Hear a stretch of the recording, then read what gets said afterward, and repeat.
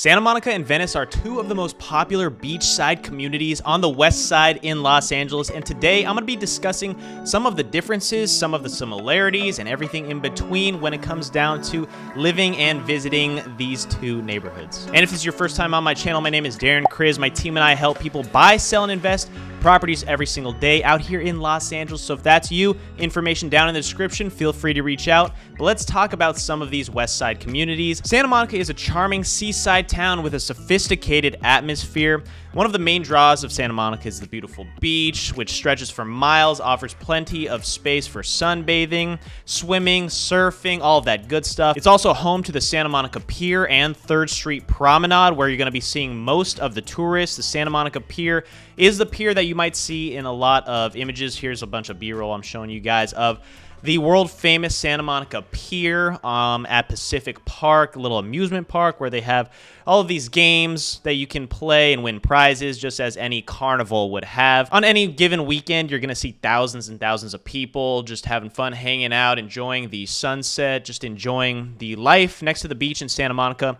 as well as 3rd Street Promenade, which is a closed-off street on 3rd Street that stretches from the mall all the way over to Wilshire Boulevard. And it features high-end stores, restaurants, entertainment venues, and it's just a nice walking street without any cars that you're going to see a lot of people and tourists every day as well. Venice, on the other hand, is mainly known for the Venice Boardwalk. It has more of an eclectic vibe, a little more eccentric people doing a variety of things. There's going to be people trying to sell you their mixtape. There's going to be people trying to sell you some beads, giving you henna tattoos, a lot going on in Venice, much different from Santa Monica. You're going to get people playing instruments, more of a lively vibe in Santa Monica. Venice is a little bit of a more where everyone feels like they're not out of place if you're going to be somewhere on that Venice boardwalk, but that's also because there are a ton of tourists as well. If you don't know much about LA or the west side, you're going to definitely think of going to Venice Beach, maybe playing basketball, maybe going to the skate park, maybe going to Muscle Beach and just seeing what that's all about, even if you don't want to work out there and get a gym membership, which you can actually get a gym membership there too as well.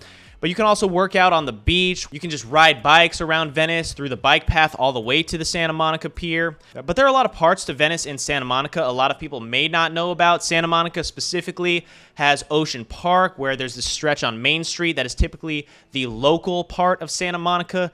There are a lot of bars, restaurants where you're not going to get as many tourists, but there's a nice vibe, a great crowd. And then over in Venice, there is a part underneath the Venice Beach sign, also near Rose Street, where you're going to get more bars, and there's a lot of spots for the locals too. Abbot Kinney in Venice is a very popular street as well that goes down to Marina del Rey. It's pretty much between the heart of Venice and Marina del Rey, where you'll also see a lot of restaurants, shops, a lot of tourists, cafes, and just another place to hang out in Venice that is similar but a little bit smaller, different vibe than 3rd Street Promenade, where there will be more tourists than on Abbot Kinney. Abbot Kinney does have one of the best pizza spots in LA, in my opinion, Jelena. If you guys have never been there, you have to try it. Phenomenal pizza. It's just a little hole in the wall, kind of, where you can just order outside and then eat it outside as well. There are a lot of boutique shops, high-end stores, and gourmet restaurants as well in Venice.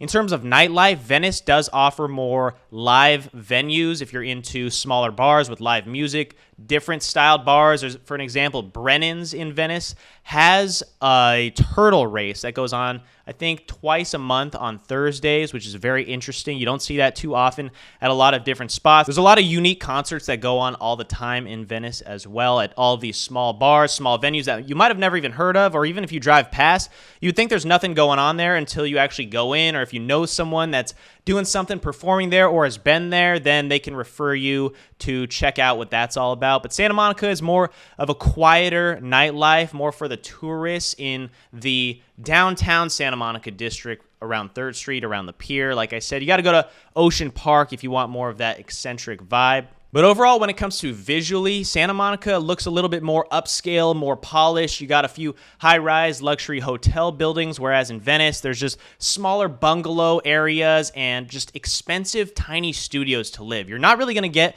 large properties, large apartments in Santa Monica or Venice if you want to live in either one of these, because you're living near the beach. You're literally moving there for the location, because if you can walk to the beach, you're not going to need a high-rise modern home, or else it's going to be costing you for rent maybe $10K plus a month. For a home, multiple millions, even if you're buying a small Spanish home. Of course, the weather's going to be perfect both in Venice and Santa Monica, as they're just a mile or two away from each other. You can definitely walk from Venice Waterfront, which is a bar on the sand. You can walk there to Main Street. You can probably walk to the pier from there as well if you're in for about a 2-mile walk, but definitely super walkable areas if you're living anywhere within a mile of the beach. Another part of Venice that is an interesting and unique spot, the Venice canals. You'll see very nice homes riding along the canals where you have the beautiful bridges that cross over the canals. You'll see people in boats that are docked on the canals as well. And there's just a row of bars right next to the Venice canals as well, bars and restaurants too. You also do have a golf course in Venice, Penmar Golf Course, a small 9-hole, but it is a great place to also hang out. They have wine Wednesdays throughout the summer. You might see the occasional homeless in Venice or Santa Monica, but that is because they want to be where the best weather is as well, where all the tourists are going to be as well. So, I mean, in the last year, the problem has been getting a little bit better, and they are striving to make it a better place for everyone. There are also many places in Santa Monica and Venice that you can visit away from the pier, away from the Venice boardwalk, some hidden gems. Santa Monica is pretty vast. It stretches far out inland all the way to Sawtell, almost all the way to the 405. There's a stretch on Wilshire where you will have a lot of restaurants and bars too, grocery stores, cafes, everything on Santa Monica Boulevard as well. There's more to Santa Monica than just Ocean Ave and the pier and 3rd Street Promenade, as well as Venice. You have the Venice Boardwalk, which everyone that tours, that comes out to LA, will probably just want to see the boardwalk. They want to see the skate park and all that, but you can go to Abbot Kinney. You can go to the canals. I would highly recommend to see the canals. And if you keep going a little more south, you'll get to Marina del Rey, which is a little more upscale. You have high-rise apartments, a younger crowd, as well as older retired couples that are empty nesters too. You're not really going to see many young families living in Venice or Santa Monica because there aren't a crazy amount of single-family homes. You're not really going to get 2,000 square feet of space.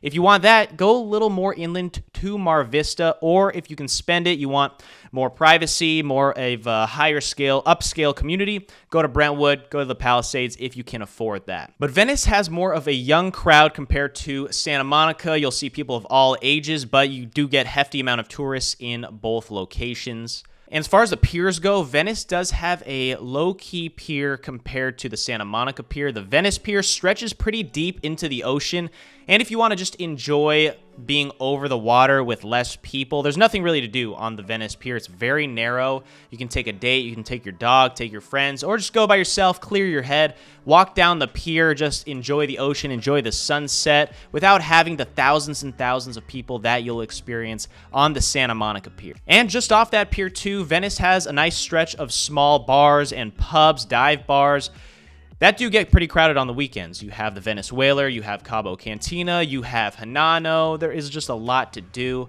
And then also in Santa Monica, another thing that's convenient is the Santa Monica Airport. Now, you're not going to be able to go to New York from the Santa Monica Airport, but you can probably fly a smaller charter private jet maybe to Vegas, depending on your connections, depending on if they serve flights out to specific locations. But having an airport in Santa Monica is convenient without it being extravagant, over the top, and getting in your ear every time there's a plane taking off. It's not that annoying. But Santa Monica has more of an upscale feel as far as where the restaurants go and things to do out there. Venice has more of a younger crowd feel, more of an eccentric vibe as well, no matter where you're going from Abbot Kinney down to the beach. It's more artsy, but visually both amazing. Don't just believe what you're seeing on the news. Don't just listen to what one person has told you that visited Venice 5 years ago, and now this is their opinion of what Venice is like all the time. Go for yourself, check it out, experience everything. Really try to do and see as much as you possibly can without just boggling your mind with news from one source. I mean, I'm out there multiple times a week just checking out the vibes, checking out the crowd.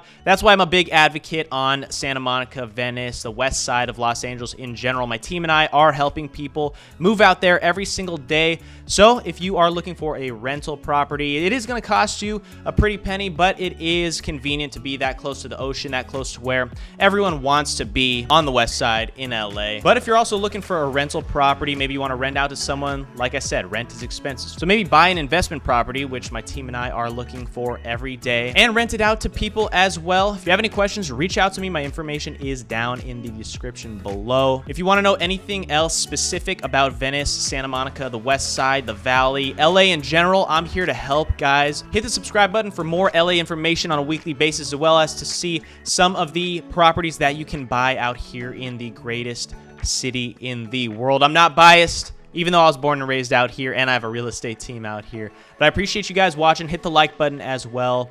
See you guys on the next one. Peace.